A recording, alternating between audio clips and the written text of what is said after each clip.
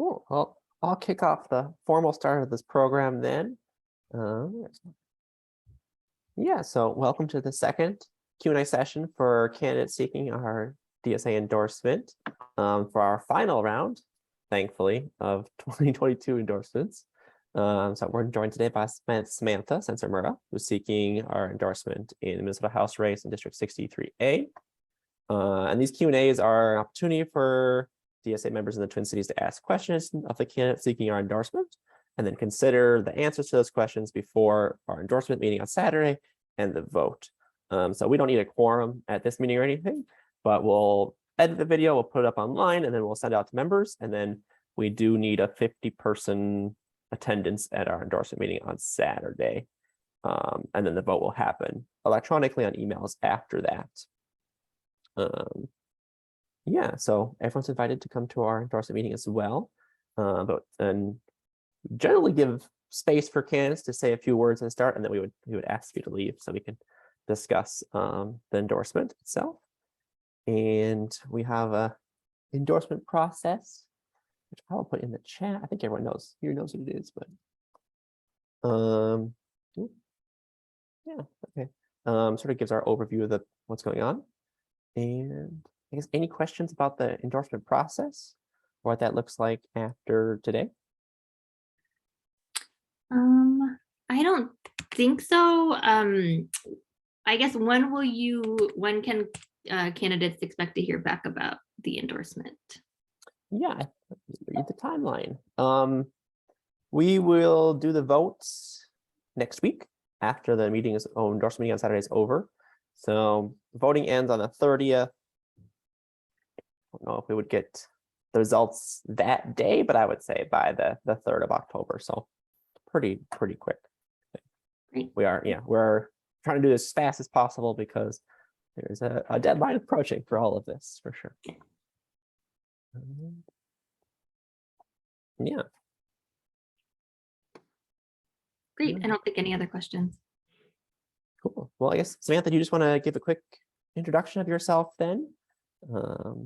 Yeah, and then we'll move on to some of the pre-submitted questions. Yeah, absolutely.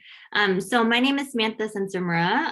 I'm running for state representative in 63A, which represents part of South Minneapolis, the Seward and Longfellow neighborhoods. I'm really excited to run for this seat. I grew up in this community, attended schools in this community, Minneapolis Public Schools, and now I'm running for this seat because I really believe that a Minnesota that reflects our values is possible. And I'm really excited to build power within our district and power at the Capitol to turn our values into policy.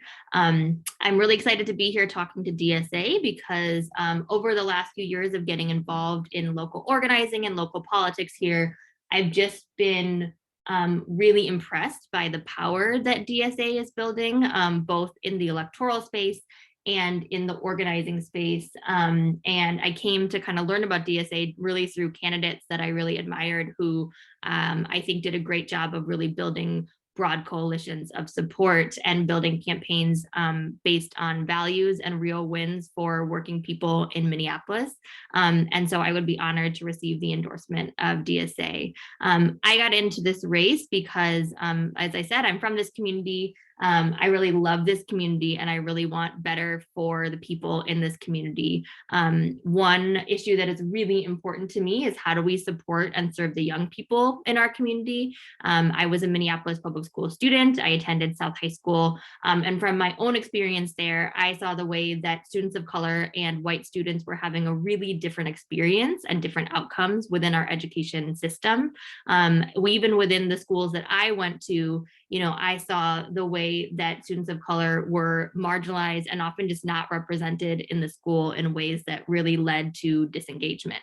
I believe that there's a lot that we need to do to strengthen our public schools. The biggest thing for me is fully funding public schools, making sure that our public school students are receiving the funding from the government that they are owed.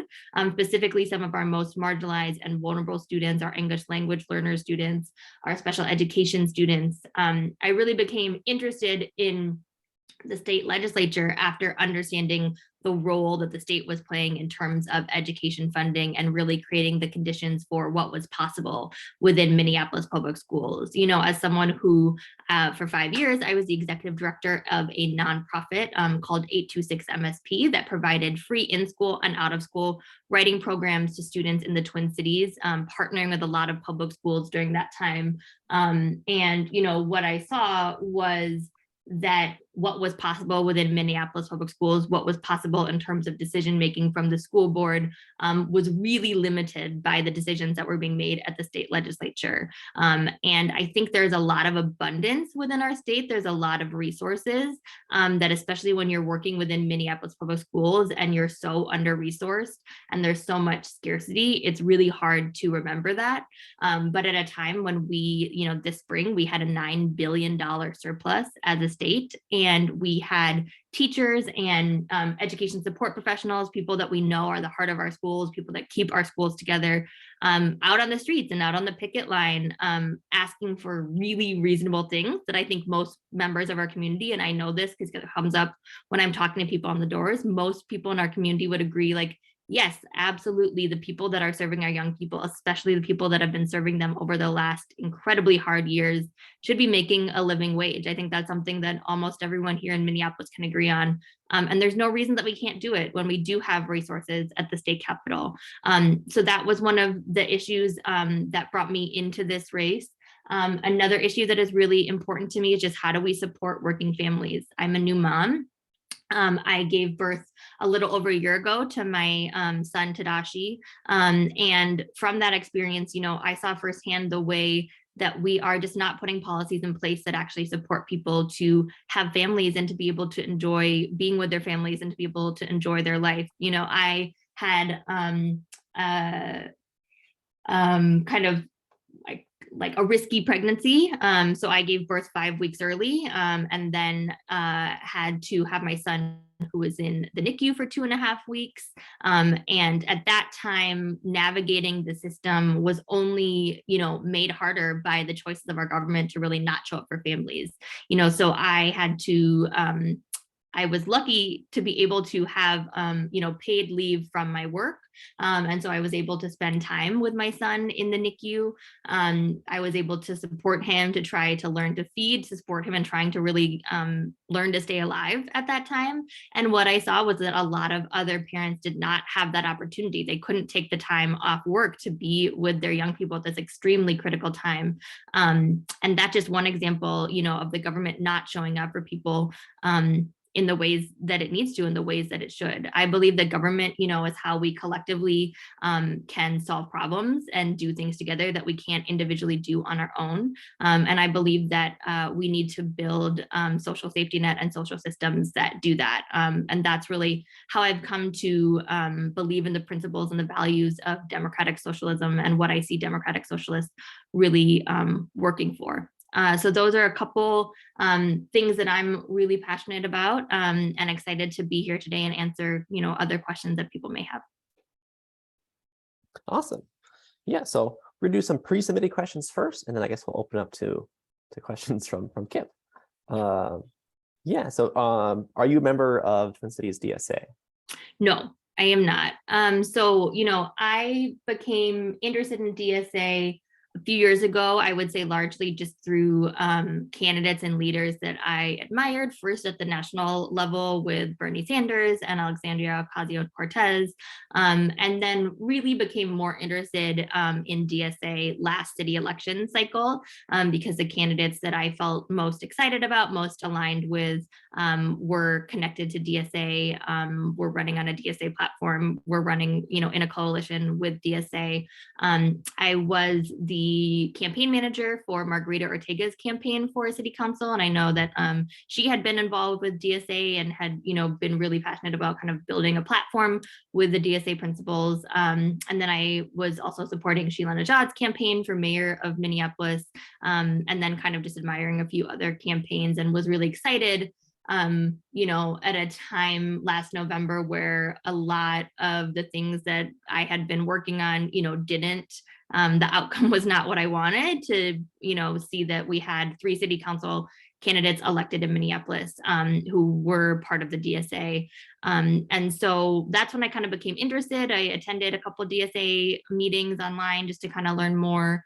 And then kind of just through this campaign have gotten to connect with DSA members who've supported my campaign, who've helped me build my campaign, DSA members in my district. I was really impressed at the way Fabian Bean, who was a former candidate for this seat, was really able to build progressive power, working within the convention system to turn out delegates. And I know that the work that he did was really critical to me being able to secure that nomination. So that's kind of what led me to want to apply for this endorsement and build a relationship with DSA. Awesome.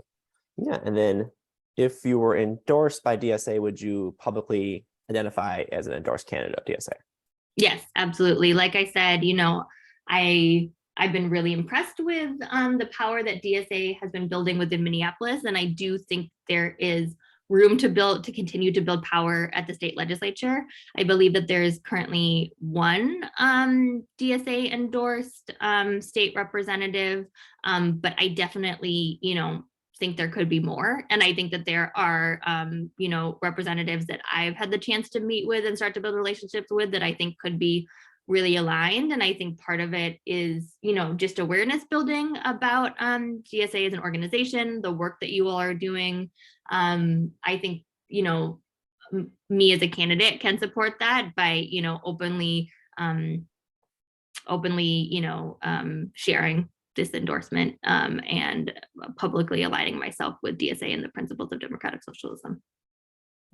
Yeah, so during campaigns, we're really focused on meeting people who are the most likely going to vote in these elections. But after your election's over, what do you see your role as a legislator to reach people who don't always have the time and resources to allow them to participate fully in tracking legislative sessions, attending meetings? Like, what do you see as your role to reach people who have barriers to being involved politically in the Twin Cities? I mean, I think that's a huge part of the role that I'm really excited about, and something I've been thinking a lot about is, the district that I seek to represent skews whiter than the rest of Minneapolis. It skews older than the rest of Minneapolis. It skews more homeowner than the rest of Minneapolis. So it's not representative of the city, as a whole.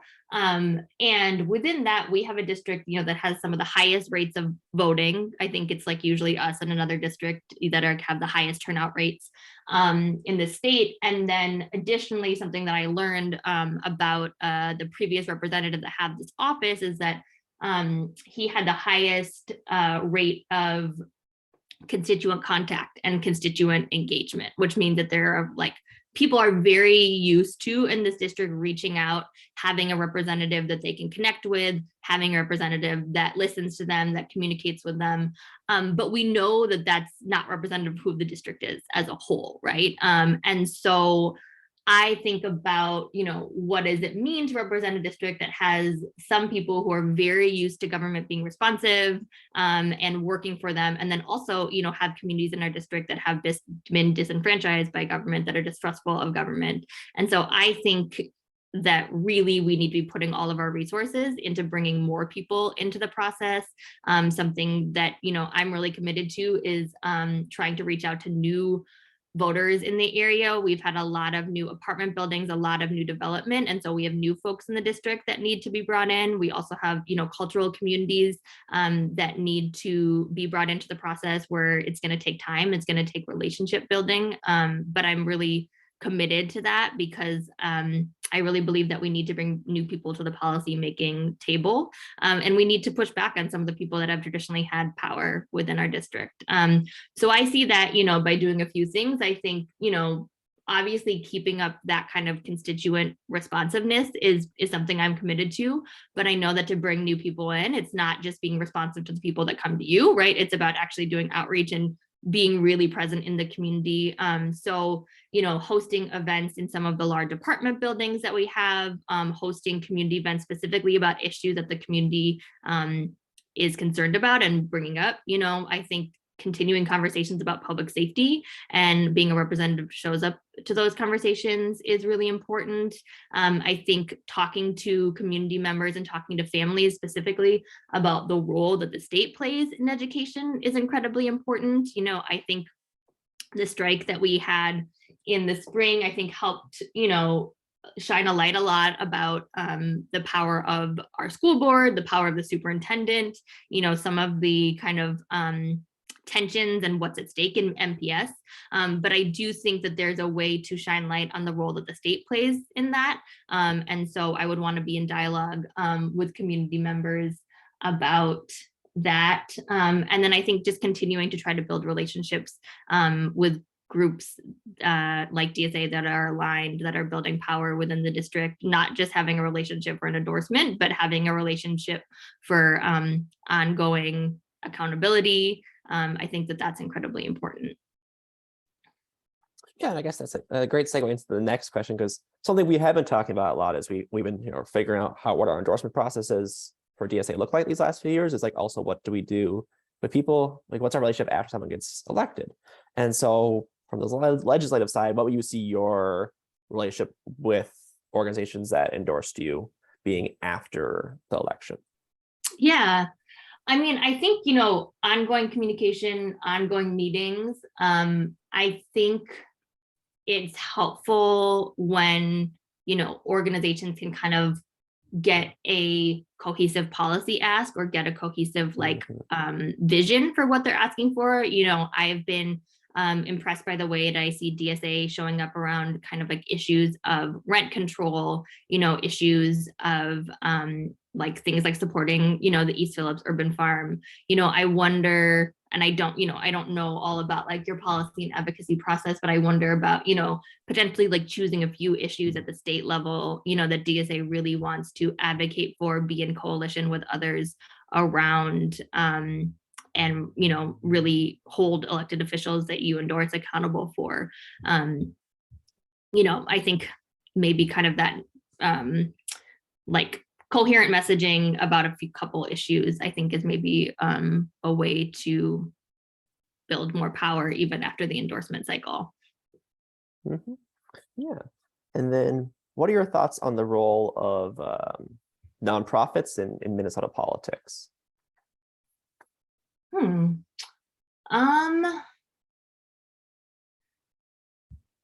Yeah, that's an interesting question, one I probably need to think more about. The nonprofit where I was an executive director was very much direct service. And so we did not really like have that much of like an advocacy or policy lens. I know within education, there is a lot of, I think, right questioning and criticism around education nonprofits and kind of the way that they are, sometimes funneling money that could be put towards, public schools, or kind of the question of like, how many groups do we need to study a problem, right? Versus just like putting money into public schools themselves that desperately need it. And, I believe that there's a lot of, nonprofits, specifically like advocacy groups, that are doing a lot of work that is really supportive to legislative gains and legislative wins. I think about the way that I've really been impressed by the reproductive rights community and the way that they have been able to mobilize and have an incredibly clear agenda and outline for where we go after the ending of Roe v. Wade. And I know that as someone who like deeply believes in bodily autonomy and deeply believes in protecting reproductive rights, but hasn't done a lot of work in that space, having groups that are like, okay, do this, this, this, and this, has been incredibly helpful. And so, I think it's, I guess it's kind of a mixed bag in that way. And I would also say the nonprofit industrial complex is real, right?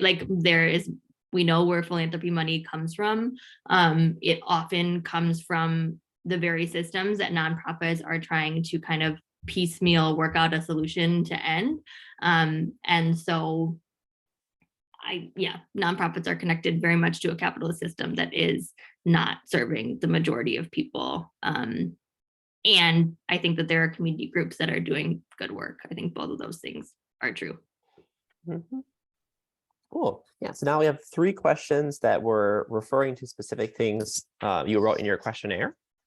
So the first question, could you elaborate on options you plan to support for unhoused individuals that choose to stay out of shelter systems?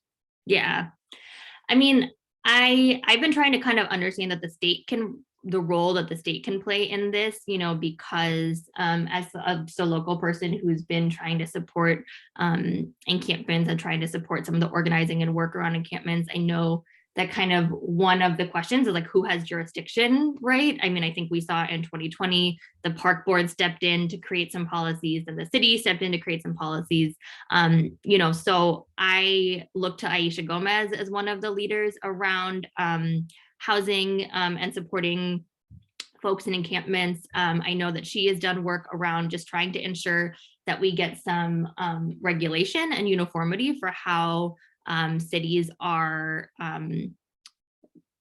dealing with encampments and ensuring that we have policies set in place, because what right now we see that there is not clear policies. We see that the city is really acting really haphazardly and dangerously in the way that they deal with encampments. I think we need to try to regulate how police are used in dealing with encampments, and ensure that people's belongings and the property that they have is not hurt when an encampment is being moved. And I think we need to continue to work on the shelter system and work on options for housing that really deal with the root causes of why some people are choosing to live in encampments rather than live in some of the options we have. And so I think big things that I've heard around that are autonomy, the way that encampments are really allowing for individuals to have autonomy, and the shelter system is not, whether that's autonomy related to the relationships that they have with other people and the people that they want to be connected to, whether it's autonomy related to substance use, right? And understanding that kind of the dry shelter system that we have doesn't work for a lot of people. And then I think also there's a lot of needs for community that the shelter system is clearly not paying attention to. So whether that's, cultural groups, whether that's cultural practices. So I think we also need to be thinking about, the shelters that the state is investing in. How do we make those a stronger option for people? Mm-hmm.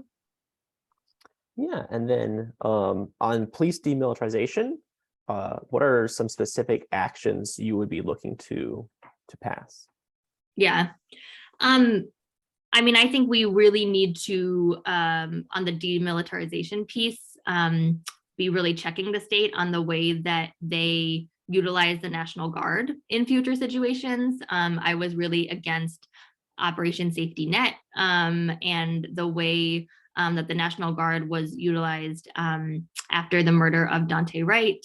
I think that we have an issue with guns in the US, and I think that there should be less guns everywhere. And I do think part of that is having less armed police officers responding to every single situation. I do think that there's kind of this belief that if there's a dangerous situation, sending a police in there with a gun is the only solution that we have. And I think that we see time and time again that that's actually not true, that sending someone in there with a gun does not make people more safe. I think about in the district that I seek to represent, the murder of Tekle Sundberg a couple months ago, where the police were going in there with the intention of de-escalation. We're going in there with the intention of saving this young person's life, and ultimately shot him and used the gun that they had. So I think we really need to be, thinking about how do we invest in other resources, people who are not armed going into situations, people that are not going to escalate. I have been interested in the work of the behavioral crisis response team in Minneapolis. And I also know that that's been operating on a very small scale with a very small subset of the city budget compared to the large amount that we're spending on the traditional police force. And so I think, investing in those kind of alternatives is incredibly important. And ultimately my kind of belief around public safety is that we are all safe when we have our basic needs met, and so I think the state, with the resources that we have, really needs to put them into things like education, safe and stable schools for all the young people, housing, making sure that we have everyone in our community housed, because we know that people are more safe when they have housing. And then I think also mental health services, ensuring that people who are really in crisis right now have the mental health services they need, have the addiction treatment services they need. And I really do believe that's how we create a holistic public safety system. So those are where I'd want to invest resources to really refund the community in that way. And then I think that we will not have the need for the militarized police state that we currently have. Yeah. Okay. And then final question. You reference House File 1024 in your questionnaire, establishing a Department of Early Childhood. And if you could just elaborate on what on this Department of Early Childhood, is it how it addresses needs of children, and sort of what you think about where the funding for child care should be coming from? Yeah, absolutely. I'm thinking about this a lot as a new mom with a 1-year-old. And we know that those early years are incredibly critical. We know that by the time students get to kindergarten, a lot of their ability to succeed in our school system has been set in place by either the resources and support they got in their young life, or the resources and support they didn't get and that their families didn't get. We have an incredible child care crisis in our country, in which families are both paying way too much for childcare, and childcare is not affordable to working families. And we know that the people who are working within our childcare system, people that are delivering those absolutely critical services, are not paying what they should be paid, and are really not making a living wage. So I really believe in putting as many resources as we can into early education, and I see establishing the department as one step in that direction. I am, excited about some of the coalition work that I know is happening around, universal childcare, around making sure that families have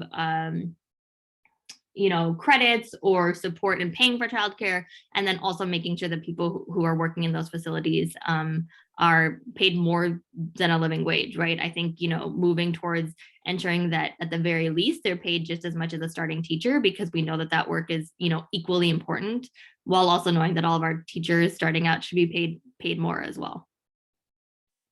Awesome. Yeah. Well, that's it for our submitted questions. I guess I'll open up, Kip, if you have any other questions that you'd like to ask.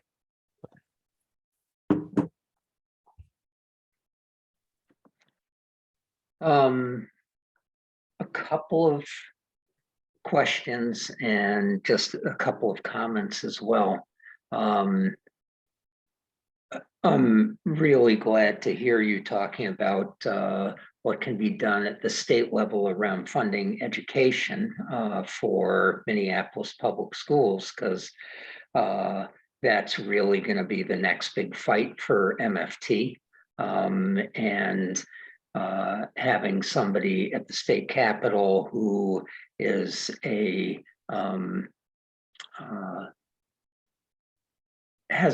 will have a strong relationship with MFT and SPFE and Education Minnesota will be extremely important, and using your position as a like a tribune of the people around education will be extremely important, because that battle's right around the corner.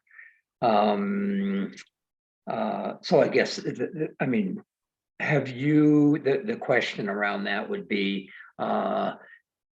do you already have pre-existing relationships with MFT?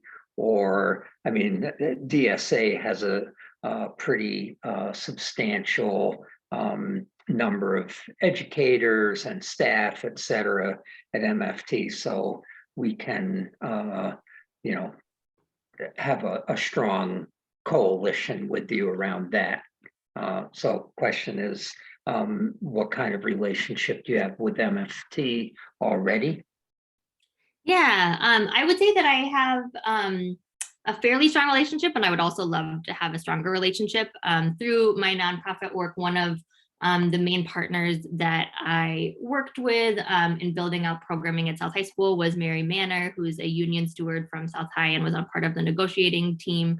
So through relationships with Mary and other educators at South, and was, very supportive on my education, or my nonprofit was supportive of the teachers out on strike and was out on the picket line with them various times this spring, and just from the work at South, have been able to see firsthand some of the things that they are asking for around safe and stable schools, and the really dire need that we have to stabilize the schools at this time.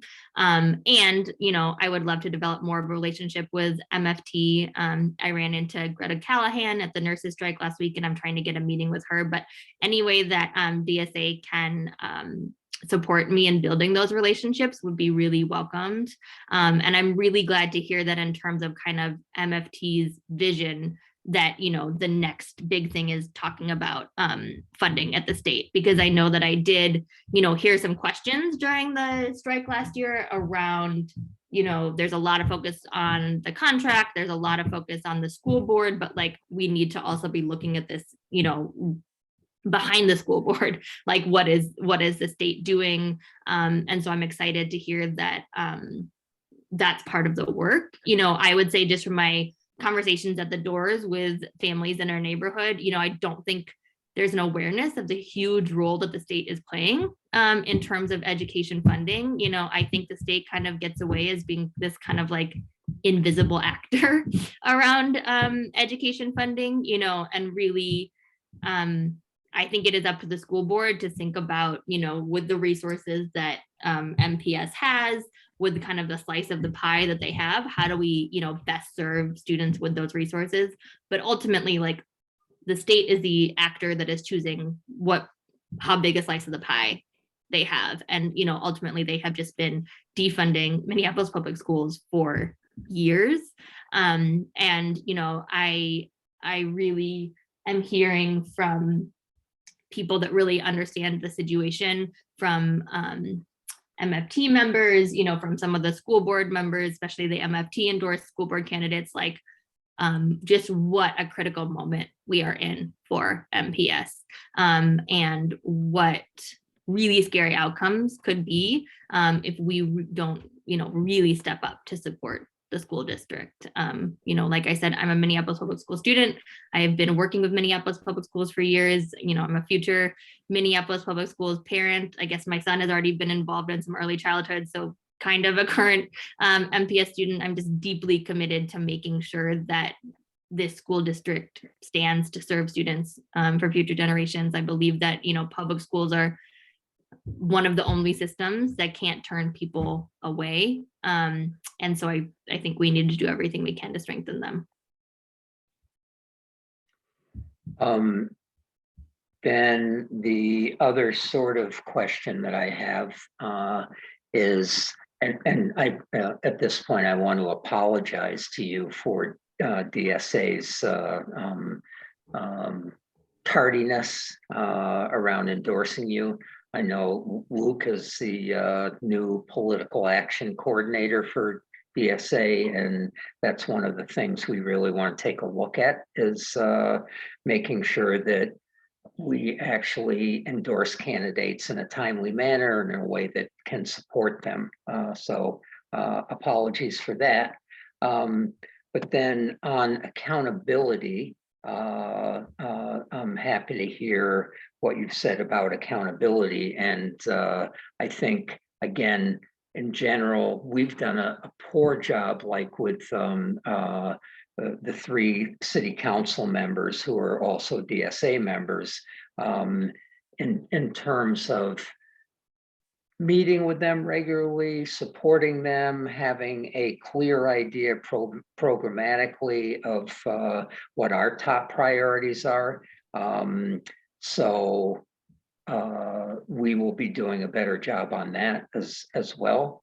And so the question is, I'm assuming, but want to ask the question, you would be open to fairly regular meetings to talk about how we're working together, where we need to apply pressure, how to apply pressure to the legislature, how to build a broader progressive wing of the legislature. So that's sort of a question. Yes, absolutely. You know, and I think one of the things I've been impressed with just some of the organizing that I've seen DSA do is like, you know, bringing people who are not typically involved in the political electoral process in, you know, working class people, young people specifically. And I think I've seen you all do a really great job of getting those folks more connected to what's happening at City Hall. But I would say that the state legislature, I think, continues to kind of be this like amorphous space that people don't know about and people don't really understand what's happening. And so, you know, I think there's a lot of folks in Minneapolis, especially since 2020, that have put a really critical eye on like what's happening at City Hall, what's happening with the mayor. And I would love to see that same level of transparency, same level of engagement, you know, happen at the state level. And I think that there are some critical issues that are showing us, and I hope that they're kind of helping people wake up to like how important the state is. You know, I think around issues of reproductive rights, I think around issues of education. And so I think continuing to try to bring new people into the process, trying to bring young people in, is some work that I would be excited to partner with DSA on.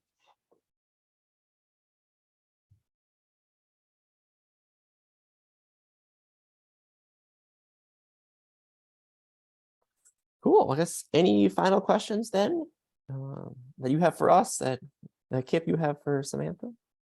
Actually, one more question.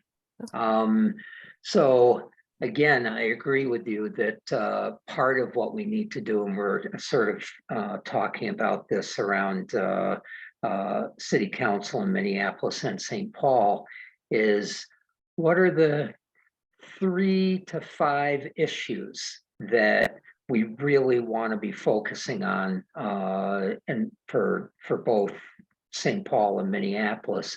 What would you say the top few issues are that you would like to focus on, and build up strength at the state legislature? I mean, obviously education is one, and I'm assuming that you would be tying into stuff that Jen McEwen and Omar Fateh are doing around a state healthcare plan. Other issues that you see as having real potential and top issues for you? Yeah, so within education, I would say there's a couple issues that I'm very passionate about. One is the cross subsidy. So ensuring that special education students and English language students are getting the funding that they deserve, because we know that urban districts, but also, you know, one thing I like to point out is that a lot of greater Minnesota districts are looking a lot different than I think often like the representatives, so the older white male representatives that represent them know. You know, so Worthington has I think some of the highest rates of English language learner students in the state. So just making sure that we are funding the schools that serve those students in the way that we need to ensure that those students get a quality public education. Definitely supporting the Minnesota Health Plan. And I think continuing from like an organizing perspective to just build more of a coalition around that. You know, I don't think a lot of Minnesotans know that is legislation that's being talked about. And so I think as we move in that direction, continuing to just build awareness about that. Restorative justice is something that's really important to me. So kind of thinking about the intersection of supporting youth and our public safety system, you know, and how are we building systems for young people that are engaged in antisocial or negative activity, building programs that really bring them back into community, that give them the services and support that they need. Something else that I'm really passionate about is, you know, climate justice, and how do we move forward with climate policy in a way that really centers the people that have been most negatively impacted by our climate choices thus far. And I think one kind of proposal that I'm interested in exploring and learning more about is the potential for what do we do with 94.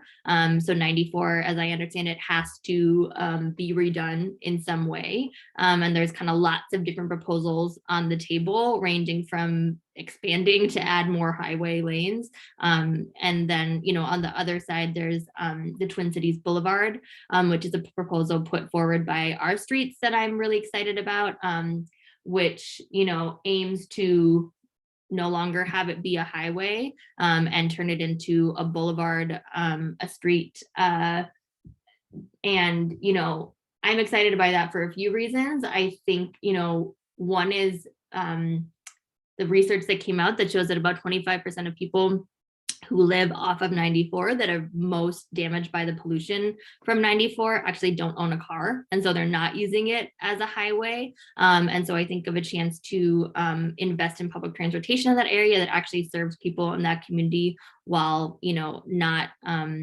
continuing to pollute that community. I think it's also a proposal that tries to address and remediate, you know, the destruction of neighborhoods that we know happened from the construction of highways, and seeks to kind of address some of that incredibly racist history that we know is really present in our cities. So those are some of the kind of proposals that are issues that I'm most excited about.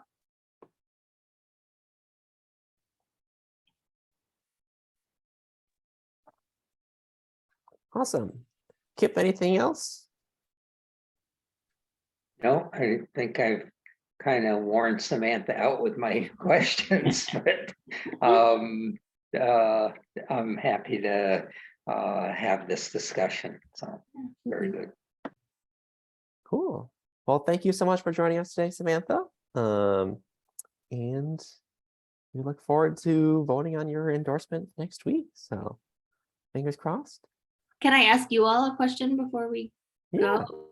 So what does DSA's organizing kind of look like in outside of the metro? That's a great question. I personally don't have a great answer. I know this is we are part of the Twin Cities chapter, and I guess beyond that, I have no idea. I'll toss it to Kip. So I've been on a bunch of calls with people from other chapters. So we have chapters in Moorhead, Fargo. We have chapters in Crookston, Grand Forks.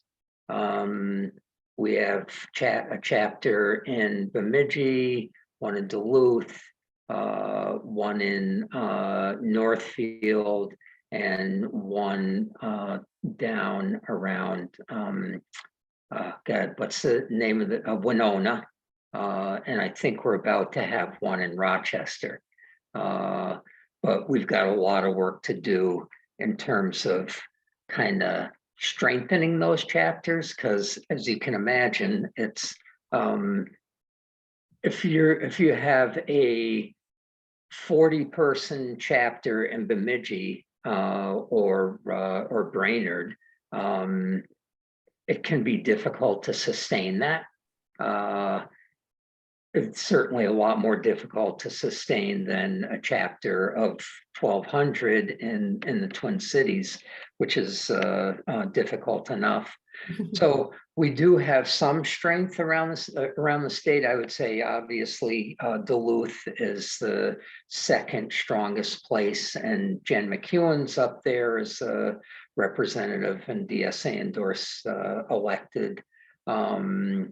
So that's kind of, I think one of the things that we're probably going to do is try some kind of like organizational tour where we get somebody from national DSA and somebody from this chapter to travel around the state and have discussions about how to grow in the rest of the state. Because I think a lot of the people who get attracted to sort of right-wing populism are actually our people. They can be one to what we're talking about. And part of the reason I know that is because when I was involved in the machinists union with the workers at the airport, part of our territory was the reservation center in Chisholm, Minnesota. And I got to know those people really, really well. And they, a lot of them, quite a few of them, voted for Bernie Sanders, and then they voted for Donald Trump. So they were looking to shake the system up. That's what a system that was failing them. And there's certainly many, many, many ways that the system is failing rural people. And so we got to address that. So that's what I know and think. Thank you. Yeah, that's really helpful. Yeah, and I know that I was really impressed from what I heard from Senator Jen McEwen, about the work that they've done with the DSA in Duluth, and specifically kind of some of the things she told me about the way that they were able to build power within their Senate district, which I think would be some interesting work to happen too in the Twin Cities. Thanks for that answer. Okay. Yes. Any last thoughts then from anyone? Okay. Well, thank you all for attending, and enjoy. Looks like a lovely weekend coming up. So. Thank you. Thanks, Yeah. Samantha. Bye. Bye.